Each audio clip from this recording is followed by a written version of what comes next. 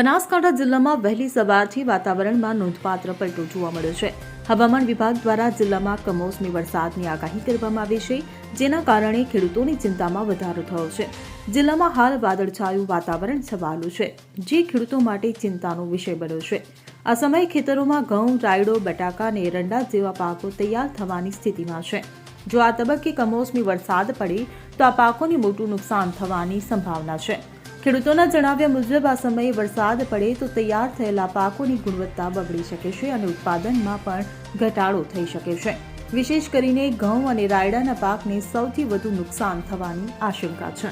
Bureau report CN24 news. હવે જુઓ દેશ દુનિયાની તમામ ખબરો તમારી આંગળીના ટેરવે.